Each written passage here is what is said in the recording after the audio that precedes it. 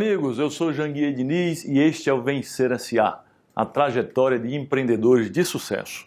Aqui você acompanha toda semana um ótimo bate-papo com um grande empreendedor sobre carreira, negócios e sucesso.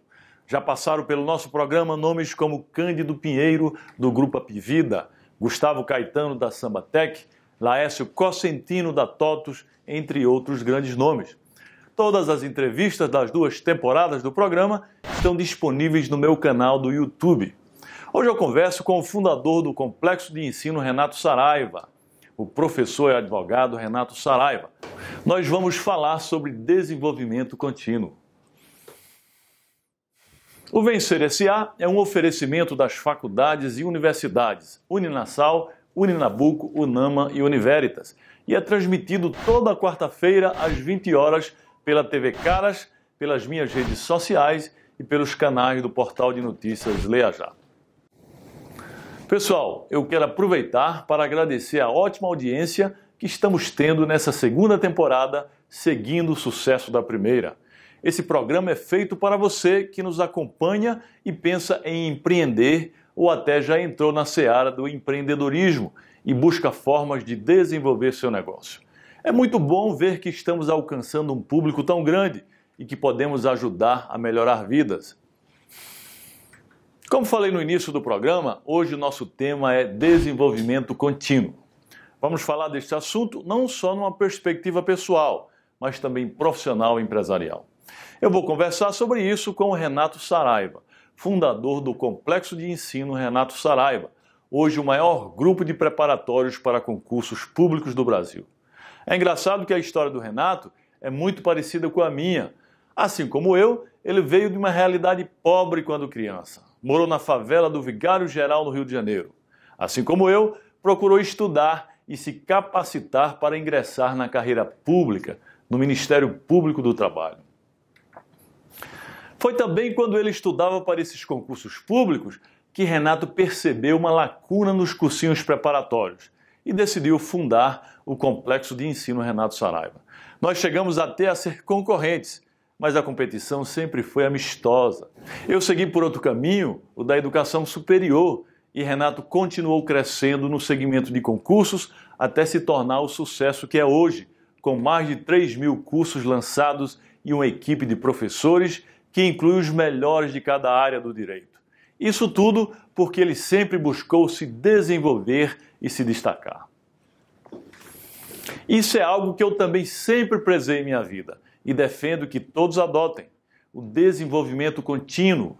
Quem quer ter sucesso não pode ficar parado, se acomodar, achar que já fez o bastante.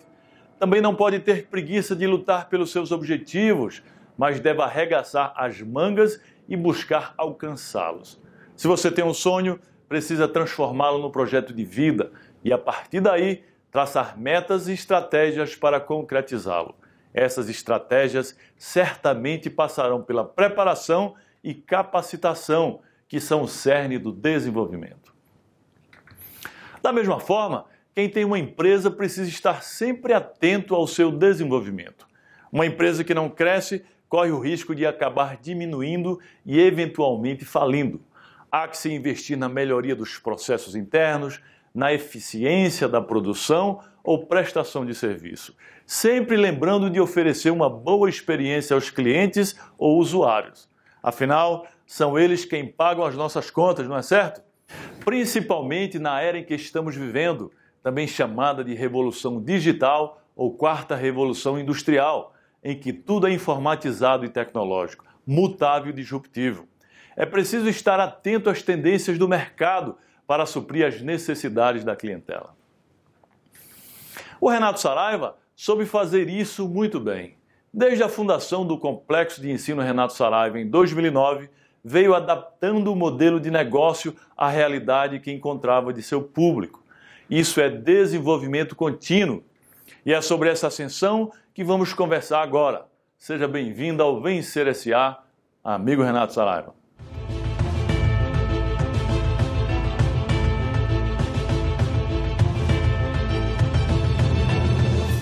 Querido amigo Renato Saraiva, Como vai, Janguier? Tudo jóia, né? Grande satisfação tê-lo aqui no programa Vencer S.A. a trajetória de empreendedores de sucesso, para que você fale um pouco sobre a sua trajetória aí, trajetória de vida, e fale um pouco sobre a criação do Complexo de Ensino Renato Saraiva, que eu acompanhei sua história, sei que foi uma história muito bonita e continua sendo uma grande trajetória aí. Ô, Jangueu, primeiro, a minha felicidade está aqui, né, no seu programa, Vencer SA. E você sabe que a gente tem uma história, claro, com as suas diferenças, mas uma história muito parecida, né? Nós, tanto você quanto eu, tivemos origem humilde e através da educação, do estudo, a gente conseguiu, né, mudar de vida. Aí eu trouxe até para você uma lembrança, que é o meu livro, né, onde eu coloco exatamente a dedicatória dizendo da proximidade das nossas histórias, não é verdade?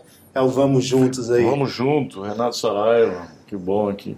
É uma biografia, autobiografia? Na verdade não é autobiografia, está em terceira pessoa, foi uma jornalista que escreveu, mas conta bastante da minha história, desde meu nascimento lá em Itaguaí, com 5,2 kg. Depois criado... grande. Nasci bem grande, imagina, de parto normal. Né? Minha mãe ficou hospitalizada por 60 dias. E depois a infância pobre lá na favela de Vigário Geral, e aí tudo começou a mudar a minha vida, aconteceu em função da educação. Vamos Junto, inspire-se com a trajetória do concurseiro que se tornou um dos maiores empreendedores de educação à distância no Brasil. Grande lição já aí para todos que querem empreender. Está sendo vendido em qualquer...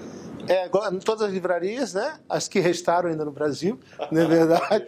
E pela editora Gente aí também. Poxa, que bom. Eu aproveito a oportunidade aqui para também presentear você com Transformando Sonhos em Realidade, né? Que é a minha autobiografia aí. Obrigado. Nós temos histórias parecidas realmente. Famílias de origem pobre, depois entramos no ramo de concurso, fizemos o concurso, eu inicialmente para magistratura, você para fiscal do trabalho, não foi? Eu fui antes, eu não cheguei a ser fiscal não, fui oficial de justiça da Justiça do Trabalho. Foi oficial de justiça, eu também fiz aquele concurso. Aí depois a gente foi para o Ministério Público, depois deixamos para empreender. E lembra, aqui no Ministério Público, eu cheguei em 2001, você era meu chefe.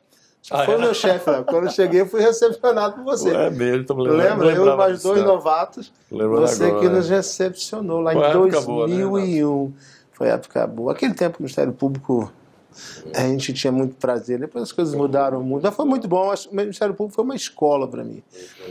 E assim, hoje eu moro em São Paulo, mas eu sou carioca, mas eu costumo dizer para todo mundo que cidade maravilhosa para mim foi Recife. Foi Recife que me deu tudo que eu tenho. Me deu minha família, me deu projeção, me deu experiência, me deu os livros, me deu o curso. Então eu sempre costumo dizer que Recife, para mim, é a minha cidade maravilhosa. A mesma coisa aconteceu comigo. Eu cheguei em Recife com 15 anos.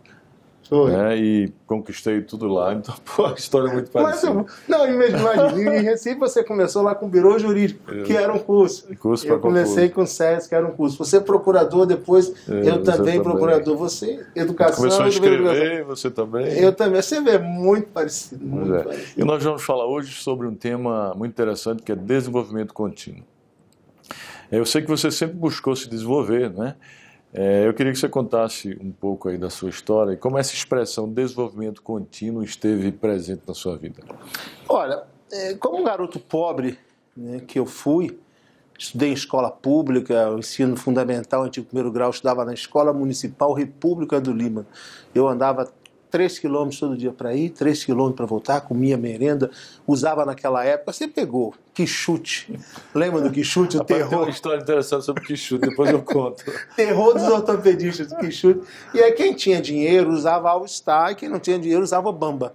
Aí as pessoas até, naquela época não tinha bullying, as pessoas, é Bamba, né, a gente sofria com isso. E aí terminei o ensino fundamental, e aí meu pai determinou que eu tinha que fazer escola normal. Eu tinha que me formar para ser professor de 1ª a 4ª série. Imagine. Hoje você praticamente não tem homens professores de 1ª a 4ª série. Imagine como era naquela época. Aí que não tinha mesmo. Pra você ter uma ideia, a minha turma, eu fui no Carmelo Adulto, eu tinha 500 meninas, eu e mais 2 rapazes. Os 2 rapazes foram reprovados, conclusão, a turma tinha 500 mulheres e eu. Imagine. Bom, né? Não, era bom. Por um lado era bom, mas por outro... você tinha alguns problemas que todas as pessoas pensavam que você, por exemplo, e eu não tenho nada contra, era homossexual, e eu não era homossexual. Então eu sofri um preconceito muito grande, externo, das meninas não, mas sofria esse preconceito, e às vezes dos próprios professores. Você está fazendo aqui, você vai se formar em professor, as mães não vão querer que os filhos dela estudem com você. Mas enfim, naquela época o pai mandava e os filhos obedeciam. Hoje não, hoje os filhos mandam e os pais obedecem. Totalmente o contrário. Né? E aí fui lá fazer o ensino médio, me formei, também escola pública, na Escola Carmela Dutra, e aí que eu tive a primeira experiência, já com concurso.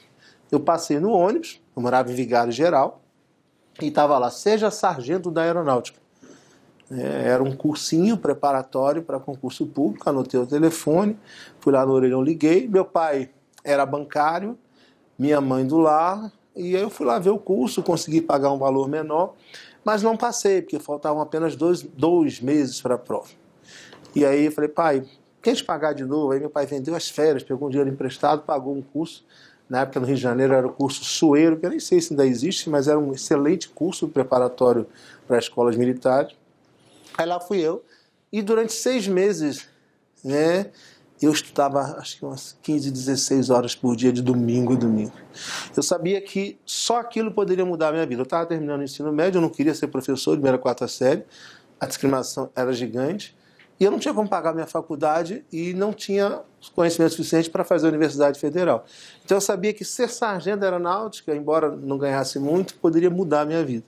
E aí durante 6 meses eu estudei muito, consegui passar na prova, depois fiz os outros exames e fui para Guaratinguetá.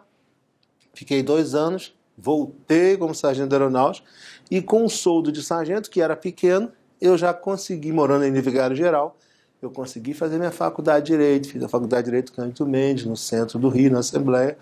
Lá me formei, e logo depois fiz o concurso para oficial de Justiça, avaliador da Justiça do Trabalho, no Rio de Janeiro. Passei, saí, trabalhei alguns anos como oficial de Justiça, e aí veio o concurso público, Ministério Público, passei, e aí começou minha vida no Recife. Aí foi para Recife, onde eu recebi lá. Foi. Na época eu era o procurador regional, chefe lá em Pernambuco, e que foi uma satisfação muito grande, né? Além da amizade que nós fizemos. Mas você falou duas questões aí que me fazem lembrar aqui. Eu também estudei a vida inteira em escola pública, né? Então isso é uma coincidência, um ponto em comum que nós temos também. E a questão do quichute, era aquele tênis que toda pessoa tinha, né? Os pais só podiam comprar o quichute, que era baratinho. E amarrava na canela, né? O cordão era na canela. Agora, um fato interessante sobre o quichute, que eu costumo contar, é que eu tocava na fanfarra, na banda de 7 de setembro da escola. Só que um determinado ano o tênis era branco, a roupa era branca e o tênis era branco, e eu não tinha dinheiro para comprar um tênis branco. E o quichute só tinha preto. Aí o quichute só tinha preto. Aí o que eu fiz? Eu peguei tinta óleo e pintei o quichute todo de tinta óleo. Pintei todo de tinta óleo. Ficou branquinho, bonitinho, mas quando eu fui colocar o pé, ficou duro o quichute. E o pior é que eu tive que ir com aquele quichute duro, porque eu não tinha dinheiro para comprar, para você ver como são as coisas, mas graças a Deus. Não, mas são essas histórias que ficam na nossa mente e nos ajudam a valorizar o que nós conquistamos hoje, né? É muito importante. Renato, você criou aí um dos maiores cursos preparatórios para concurso público, depois foi pioneiro em ensino à distância, em curso preparatório, que foi o CER, né? O Complexo Educacional Renato Saraiva. Conta aí um pouco da trajetória desse cursinho, que hoje é conhecido no Brasil inteiro, é um dos maiores do Brasil. Eu acho que isso é o maior, né? É um dos maiores, né? Não sei se ainda é o maior, mas é um dos maiores. Mas veja, o que aconteceu? Quando eu cheguei em Recife em 2001, já como procurador do trabalho, eu comecei a dar aulas de direito do trabalho, processo de trabalho, para complementar a renda e tudo. E, graças a Deus, as pessoas gostavam, os alunos gostavam das minhas aulas. E aí eu comecei a dar muitas aulas preparatórias para o exame de ordem. Comecei a dar aulas em curso para o Ministério Público do Trabalho. E, na época, não sei se você lembra, os colegas de Recife não passavam, então a gente não tinha procurador de Recife. A galera ia para a Procuradoria de Recife para depois ir para outro lugar, né? E aí nós começamos a preparar os alunos. Comecei a escrever meus livros, escrevi 7 livros na área de Direito do Trabalho e Processo de Trabalho. Quando em 2009 eu resolvi montar o meu curso. Eu não sabia que era vendedor, que não tinha nada, foi tudo intuição, não fiz não houve nenhuma programação, não houve nada. Eu simplesmente falei, não, vou montar meu próprio curso. E a desculpa para minha esposa é que eu iria viajar menos. Porque naquela altura eu viajava muito para ganhar dinheiro, dando aulas, palestras. Você passou por isso, a gente viajava muito, não tinha final. E principalmente, e cursinho era final de semana. Né? As pessoas faziam curso no final de semana. E aí resolvi montar o SESC, que não era um curso online. Era um curso presencial no Recife e via satélite para as faculdades. E aí foi que eu cometi o meu primeiro erro como empreendedor. O que é o erro do empreendedor novato? Eu quis montar o mesmo negócio que outras pessoas já faziam há mais tempo, com mais know-how e com mais dinheiro. Esse foi o meu primeiro erro. Porque naquela época você tinha grandes cursos via satélite, olha, FG, Damásio Jesus, Damásio, Marcato, FNB, Pretório. E eu lá, Renato Saraiva, sem dinheiro, nada. Quando eu montei o curso, eu vendi tudo que eu tinha, tudo. Peguei grana emprestada dos direitos autorais. Eu tinha acabado de comprar um apartamento, eu fiquei morando no chão, porque eu não tinha dinheiro para mobiliar o apartamento. E coloquei tudo dentro do curso. Completamente doido. Acho que hoje eu não faria isso de novo, mas tem coisas que a gente só faz uma vez, né? Eu também fiz a mesma coisa. Quando eu montei o cursinho também, virou jurídico, que Sucesso, eu vendi né? meu carro, eu vendi o telefone que tinha, eu vendi quase tudo que tinha também para começar. Igualzinho, outro ponto em comum que nós temos. E aí, pois aí, o que acontece? As nossas mulheres ajudaram demais, né? Porque acreditaram, né? E roeram o osso, né? E roeram o osso e acreditaram. A minha mulher, lhe interrompendo aí, porque está muito interessante a sua fala, a minha mulher, ela ia para a faculdade grávida de ônibus e subia a ladeira lá da Funésio, lá em Recife, aquela ladeira grávida a pé, porque não tinha carro, né? Hoje é muito fácil. É, né? não, hoje Eu é. acho que... E essas pessoas a gente precisa valorizar. Eu lembro de Michele contando biscoito, que a gente não tinha curso presencial, a gente ia no supermercado comprar mais barato biscoito, e ela contando os biscoitos da semana para não faltar. Quer dizer, são histórias muito parecidas, né? E aí montei o curso que era presencial e via satélite. E aí quando foi, inclusive você foi uma das poucas pessoas que naquela época me deu oportunidade. Não sei se você lembra, mas eu cheguei a montar na Nassau alguns cursos satélite preparatórios para o exame de ordem. Lembro, claro. Estava no início e tudo, montei. Mas o que aconteceu? O presencial não deu certo, porque os cursos concorrentes no Recife começaram a ameaçar os professores. Olha, se você der aula no Renato Saraiva, você não vai mais dar aula aqui. E o satélite eu não estava conseguindo crescer. Já estava no vermelho. Foi quando uma Entrou no vermelho. Entrei no vermelho. Quando chegou em setembro de 2009, eu não tinha dinheiro para pagar o 13º dos funcionários. Só não estava pior, porque quem eu recebia de direitos autorais, eu colocava dentro da empresa. Mas estava complicado. Que não é muito também, né? Direito Que na época, assim, não era muito, mas conseguia segurar um pouquinho. Naquela época até a gente ganhava mais do que hoje, né? Hoje é que a gente ganha pouco mesmo de direitos autorais. E aí o que aconteceu? A professora deu uma ideia: por que você não monta um curso online? Eu falei, já estou dentro do caixão, só falta fechar a tampa, vamos tentar. E aí, Joguei, foi uma coisa muito interessante. Eu lembro que estava fazendo uma pequena reforma no banheiro do curso, e lá tinham 2 eletricistas e um pedreiro. Eu não tinha cameraman, como tem aqui esses outros bacanas, eu não tinha nada. E eu falei assim, você quer mudar de vida? Ele falou, queremos, então vocês vão ser meus primeiros cameramen. E os meus primeiros cameramen foram 2 eletricistas e um pedreiro. O pedreiro não deu certo. Os 2 eletricistas deram, um está comigo até hoje, e o outro a gente ajudou, ele se formou em rádio e TV, e hoje está trabalhando em outra empresa, foi promovido e tudo. Então, de fato, a gente conseguiu de 3 mudar a vida. Que coisa boa, hein? De 2 pessoas.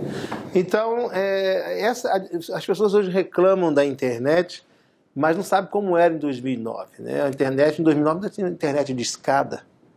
Eu lembro que naquela época, quando a gente começou a gravar os primeiros cursos, a gente queimava, o termo que se usa era queimar o DVD, e o meu curso era na Rua do Cupim, na Zona Norte.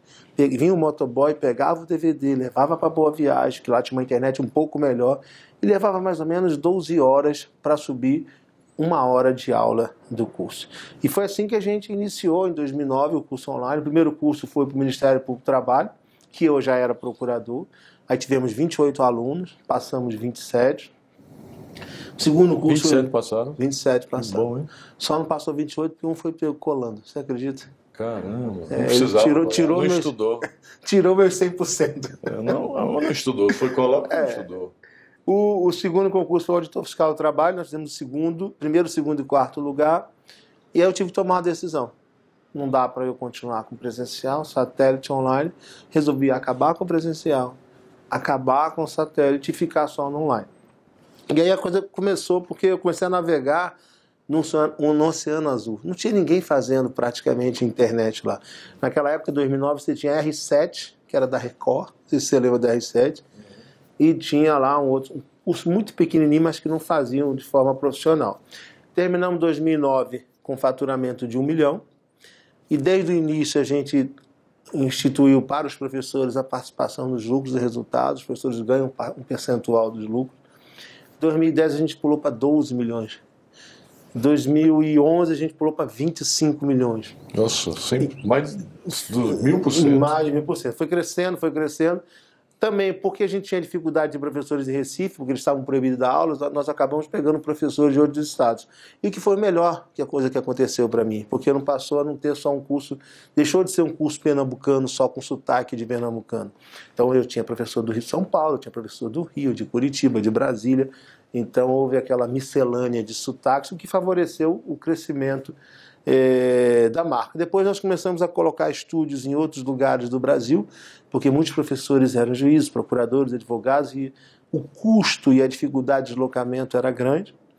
E aí foi crescendo, nos terminamos no ano passado com faturamento em quase 80 milhões de reais, nos tornamos o maior curso preparatório do Brasil, mais de 1 milhão de alunos já se passaram pelo SES, em média a gente tem 100 mil alunos com matrículas ativas, nos especializamos também em exame de ordem, e há uns 2 anos a gente começou a fazer, em parceria com uma outra faculdade, começamos a fazer a pós-graduação em Direito, alcançamos a marca de 10 mil alunos, e esse ano saiu a autorização, né, da faculdade, agora o SES também é uma faculdade aqui em São Paulo e em Recife. E aí essa foi a história, um resumo da história. Claro que nesse intervalo todo houve uma série de problemas, de dificuldades. Eu não era empreendedor, eu era intuitivo, eu não tinha planejamento, eu não tinha equipe. Então foi tudo, eu fui aprendendo aos poucos, né? Eu acho que como é a história de quase todo empreendedor no início, né? Ele vai na intuição e depois vai levando pancada e vai aprendendo e vai corrigindo. Mas hoje a gente já está em outro ritmo, já muito mais profissionalizado do que era antes. Passaram mais de 1 milhão de alunos já. Mais de 1 milhão de alunos pelo SES. E os faturam quase 100 milhões ano. Quase 100 milhões. Você vê que hoje é uma grande empresa, né? E assim, muitos... no Brasil, eu não vou nem falar no Brasil, eu vou falar em Pernambuco. Eu acho que se eu quisesse ser presidente da Ordem de Pernambuco, era fácil, porque mais da metade dos advogados foram meus alunos. Então, mas eu não tenho essa pretensão, não. Gente, uma das pretensões do empreendedor é chegar no ápice, né? Chegar no topo, chegar do empreendimento. Eu acho que o Renato Saraiva, hoje o Complexo, é um curso que chegou realmente no topo, né? Ou você almeja crescer ainda mais? Quais são os seus objetivos futuros? Nós nos tornamos um curso que é muito especializado na área jurídica, de concursos de carreira jurídica. Né? Os concursos para juiz, para procurador, para tribunal. E a gente tem um público muito seleto, eu costumo dizer que é um público A e B e um público muito exigente. A gente trabalha muito com cursos de qualidade. Então hoje, né, na área de concurso público, sempre dá para crescer, mas a gente está querendo, na verdade, entrar em outro segmento que é no mercado regulado, mas não naquele plano de mercado regulado de ter dezenas, centenas de faculdades, como é o seu caso. Não é nosso propósito, nossa ideia, o que nós estamos desenvolvendo no âmbito jurídico é um sistema de ensino. Então a gente está desenvolvendo um sistema de ensino jurídico para prestar serviços para as outras faculdades, para fornecer conteúdo de qualidade para as outras faculdades. Em que área? Área jurídica? Na área jurídica. Então, para exame de ordem, ENAD, matérias da graduação, pós-graduação. Eu fui num congresso semana passada e o ministro da Educação, inclusive, anunciou de que vai aumentar nos cursos presenciais, aquele percentual que pode ser online vai aumentar de 20%, provavelmente, para 40%. Então, a gente quer fornecer realmente conteúdo de qualidade para as universidades, para as faculdades, né, como em outros países acontece. Muito bem. É bem o que eu falei no início do programa, pessoal. O empreendedor que realmente ama o negócio que criou nunca se dará por satisfeito. Ele sempre vai buscar melhorar a empresa, procurar novas alternativas de crescer e se desenvolver. Até porque cada época oferece novas oportunidades, muitas vezes possibilitadas pelas tecnologias que surgem, mas também pela mudança da realidade do mercado consumidor. Renato, o que você pode citar como os principais passos no desenvolvimento para que o SER tenha crescido, desenvolvimento do SER, né, do complexo? Olha, a primeira coisa foi coragem e persistência, né? Você, para empreender, principalmente empreender no Brasil, você tem que ser persistente, você tem que se arriscar, você está sempre numa zona de risco. E você não pode ter medo de errar. Eu sempre digo que é muito comum no Brasil as pessoas darem palestras para contar o que deu certo. Mas você vai em outros países, você vê as pessoas dando palestras dizendo que eu errei. Porque dizem que sábio não é aquele que aprende com os próprios erros, sábio é aquele que aprende com os erros dos outros. É menos doloroso. Muito menos doloroso, nem se fale. Mas então, você não pode ter medo de errar. O empreendedor não pode ter medo. Vai errar muito, mas vai acertar. E eu sempre falo que a pessoa que é perfeccionista sofre muito para empreender. Por quê? Porque o perfeccionista ele demora tanto a empreender, demora tanto, ele sempre acha que não está bom, que não está perfeito, que vem outra pessoa na frente, pega aquela ideia, faz, mesmo não sendo perfeito, e depois vai aperfeiçoando. Ora, se a gente, por exemplo, observar como foi o primeiro iPhone no mundo, né? A história de Steve Jobs, né? E as coisas foram melhorando. Então, eu fui um cara muito determinado, eu não desistia nunca, errei muito. Se tiver que desistir, desista de ser fraco. Não existe. E outra coisa, uma coisa que eu aprendi, eu até li o livro de Bernardinho, Transformando Suor em Ouro, né? Você tem que estar o tempo todo sair da zona de conforto. Por exemplo, eu estava com minha vida estabilizada até 2 anos atrás, no Recife, com muita tranquilidade, com casa engravatada, Mandaré, a vida definida, mas eu vim participar do Endeavor aqui, do Day One. Aí eu palestrei no mesmo evento do Carlos Wilson, o Carlos Wizard, com o cara da Localiza, com o pessoal da Agência África, com o Jorge Paulo Lema. E aí eu vi Jorge Paulo Lema falando em montar padaria com 70 e tantos anos. Pois é. Eu vi Carlos Wizard que vendeu... E o maior empreendedor do Brasil, né? O maior empreendedor do Brasil. Carlos Wizard que vendeu mais de 1 bilhão, comprou a Taco Bell, comprou um pedaço da... Ou seja, empreendendo, e eu lá parado, estagnado. E naquele dia, 1º de agosto de 2016, eu virei para minha mulher que estava na plateia quando acabou a palestra, falei, amor, eu vou para São Paulo. Eu preciso sair da zona de conforto. Então é isso, você tem que estar o tempo todo saindo da zona de conforto. Eu sempre busquei mais no SER, eu sempre procurei ter o melhor serviço, a melhor câmera, o melhor produtor, o melhor cenário, os melhores professores. E isso sempre. Então um conselho sempre que eu dou para os empreendedores é: não pare de trabalhar. Se você quer fazer sucesso, você vai ter que trabalhar na hora que as pessoas estão descansando. Não tem jeito. É verdade. E dessas características todas que você falou aí, qual foi a fundamental para que você conseguisse realizar tudo que você realizou? Uma característica fundamental foi executar uma ideia nova no mercado. Quando eu disse que o meu primeiro erro quando montei o curso de 2009 foi fazer uma coisa que todos já faziam, o meu acerto foi, no meio do jogo em 2009, mudar o rumo e executar uma ideia que ninguém estava fazendo. Então, na verdade, eu saí na frente no EAD. Ninguém fazia EAD no Brasil, praticamente. Então, eu saí na frente. Hoje, praticamente, não tem mais quase curso presencial preparatório para concurso. Não existe mais. Né? Hoje, todo mundo faz EAD. Eu fui um dos pioneiros lá em Recife com o Birô Jurídico. Foi, né? que era fortíssimo. E eu ensinava 5 matérias. Era assim como você, que ensinava várias também. A gente até precisava, né? Porque não tinha como ficar pagando professores. Exatamente. Né? Eu ensinava direito de trabalho, processo civil, sentenças e pareceres. Era eclético. Mas ajudei muita gente. Eu acho que você também. Ajudou. Não, e quantas famílias? Quantas famílias você ajuda até hoje ainda? Quantos empregos você gera? Hoje eu ofereço. Eu tenho 12 mil colaboradores só no Grupo C, né? Diretos, fora os indiretos. E em outras empresas que a gente tem também. Eu fico triste porque no Brasil, as pessoas não valorizam os empresários, as pessoas criticam os empresários. Ganhar dinheiro no Brasil é um problema, é crime. Nos Estados Unidos, o empreendedor ele é idolatrado, ele é imitado, amado, é ídolo. Aqui, o empreendedor acha que é crime você ser empreendedor, é incrível. Ofende as outras pessoas. É por isso que a maioria das pessoas não consegue, porque você não consegue ser aquilo que você critica. Quando você critica uma pessoa de sucesso, você nunca vai ter sucesso. não está mentalizando ser uma pessoa de sucesso, você está criticando. Ninguém é aquilo que critica, é difícil. Por isso, mas é interessante. E outra coisa que eu tive, Janguir, te interrompendo, desculpe, eu sempre sonhei grande. Eu sempre pensei positivo e sonhei grande. Quando eu lancei meu primeiro livro de Direito do Trabalho, eu virei para a Michele, minha esposa, que fez a correção gramatical de conteúdo do livro, falei, amor, daqui a um ano eu vou vender mais que Sérgio Pinto Martins. Você sabe como vendia, como vende ainda, mas como vendia na época Sérgio Pinto Martins. Falei, amor, eu vou vender mais do que ele. Aí minha mulher, você não é possível, você está sendo arrogante, está sendo prepotente. Falei, não, amor, eu vou cumprir isso.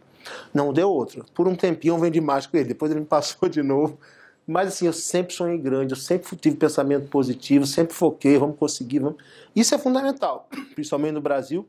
Se você não tiver pensamento positivo, se você não desafiar o sistema, se você não sonhar grande, você não vai alcançar. Então, todas essas minhas características pessoais ajudaram a liderar, né, o time de colaboradores do SEDES. Eu costumo dizer que eu não fiz nada. Sem os nossos funcionários, sem os nossos colaboradores, nada acontece. São eles que fazem as empresas.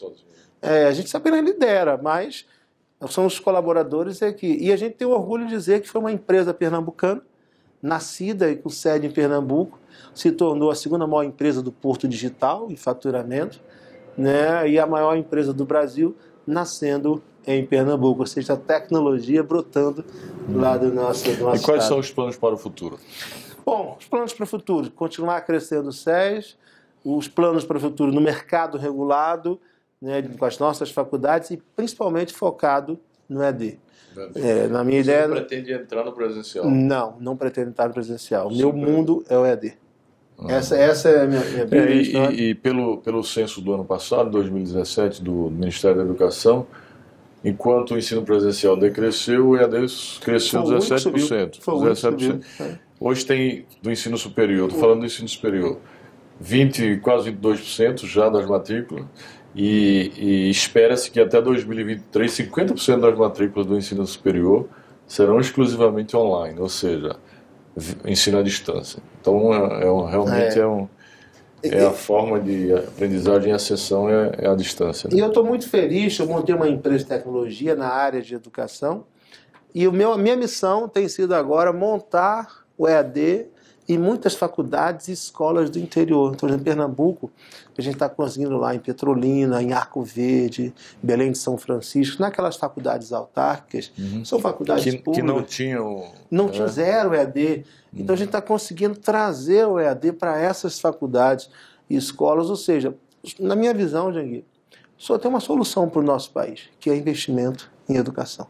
Só a educação salva o nosso país. Então, eu encaro isso como uma missão. Eu quero, cada vez mais, levar o EAD para todo o Brasil, para milhões e milhões de pessoas. Eu acho que eu consegui isso no concurso público. Você foi pioneiro, né? E assim, de uma maneira ou de outra, eu vim na segunda onda. Eu sempre falo que as primeiras pessoas a democratizarem o acesso ao concurso foi o Luiz Flávio Gomes, foi o Damasio, foi o Marcato, porque eles começaram o satélite. E na segunda onda, eu acho que eu colaborei muito com o online. Hoje, qualquer pessoa de qualquer lugar do Brasil ou do mundo pode se preparar adequadamente para o concurso público. E melhora para a administração pública em função do princípio da eficiência, né? Contrata melhor, né? Me diga uma coisa, já está trabalhando com projetos de responsabilidade social, já ajudando... Olha, nós ajudamos. Na verdade, assim, a gente ajuda bastante, mas... Normalmente eu nem você também, eu sei, tenho certeza que você ajuda muito. Eu vi da história da sua fundação. Foi, do Instituto Janguier Diniz. Do Instituto Janguier, que você montou na cidade onde você nasceu. Eu ajudo muito a Fundação Lar do Amanhã, que é de Nando Cordel, que funciona lá no Cabo. Tem lá 150 crianças e tem as velhinhas. E a gente está pretendendo agora, Nando, nós estamos criando um aplicativo nessa minha empresa de tecnologia para o Nando, onde o Nando está fazendo músicas instrumentais, né, mantras, músicas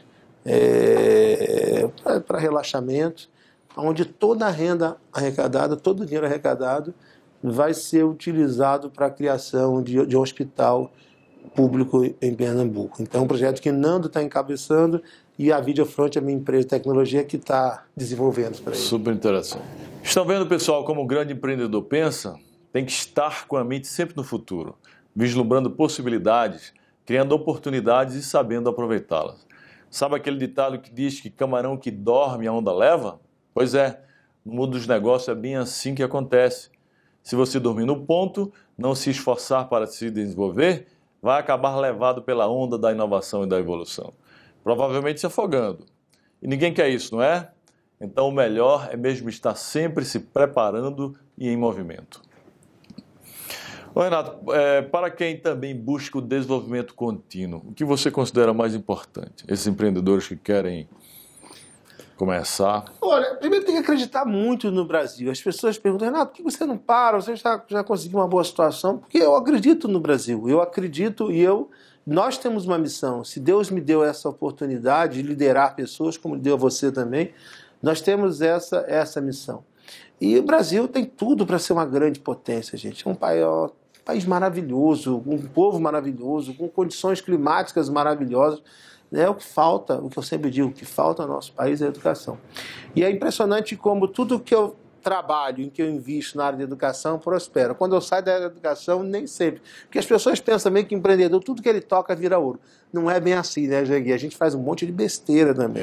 Muito fracasso, né? Pois é, mas graças a Deus a gente acerta mais do que é. Então eu acredito muito no Brasil e eu tenho isso, né, a educação como uma missão.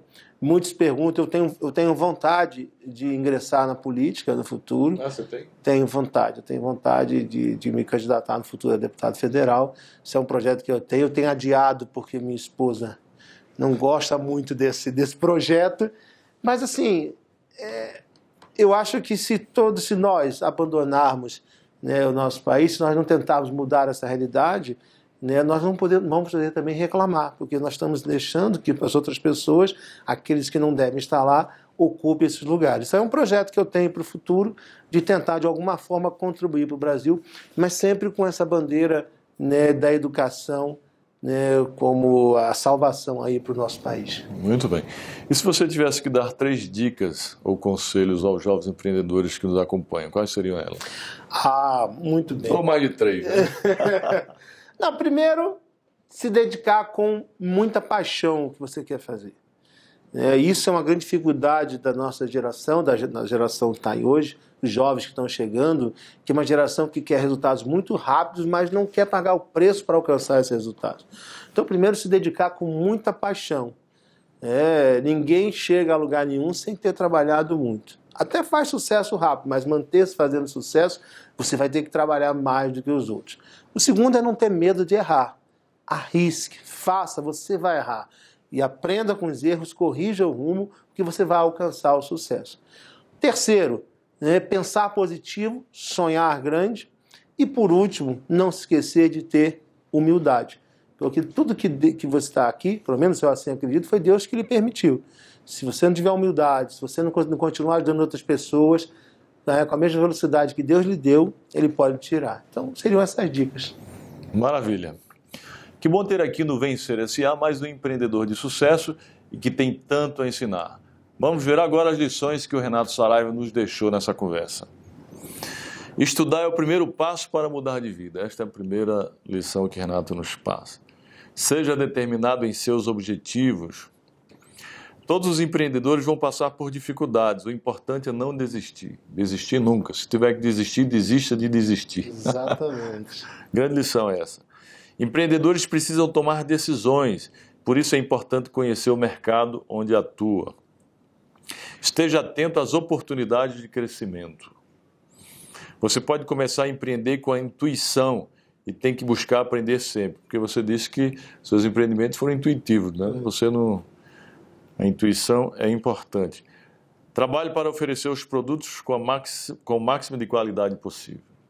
Sempre foi uma característica dos cursos de Renato Saraiva, a qualidade da educação. Tenha coragem, persistência e seja atrevido para empreender. Ousado, né? Corajoso. Grande lição. Brasil, então. Não tenha medo de errar. Isso é uma característica de empreendedor. Quem tem medo não faz nada. Não vai fazer nada na vida. Não seja perfeccionista, porque isso só lhe fará perder tempo. Tem que fazer, né? O feito é melhor que o perfeito, eu costumo dizer. E o perfeccionista, ele sofre muito. Quer dizer, todos nós somos perfeccionistas, mas a gente faz mais ou menos, vai melhorando, vai melhorando. Isso também é ser perfeccionista. Mas tem gente que quer tão perfeccionista que ele não faz nunca, porque ele acha que nunca está bom. Você não pode esperar nunca para estar preparado para fazer. Você tem que fazer para depois estar preparado. Exatamente. Porque é a prática que traz a perfeição, não é isso? Esteja o tempo todo saindo da zona de conforto. Isso também é de extrema valia, né? Se você quer fazer sucesso, não pare de trabalhar. Parar nunca, né? Eu costumo dizer que estou começando agora.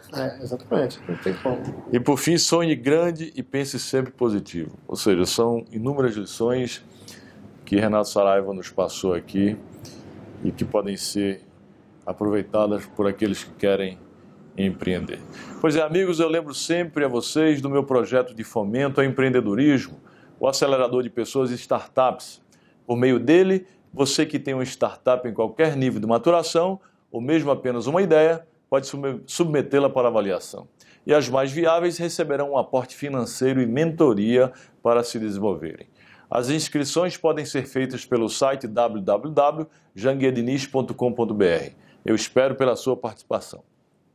Estamos chegando ao fim de mais um programa Vencer S.A., a trajetória de empreendedores de sucesso. Agradeço novamente pela sua companhia e deixo aqui o convite para a próxima semana, quando nos encontraremos de novo na quarta-feira às 20 horas, para falar um pouco mais sobre empreendedorismo. Até lá e um abraço.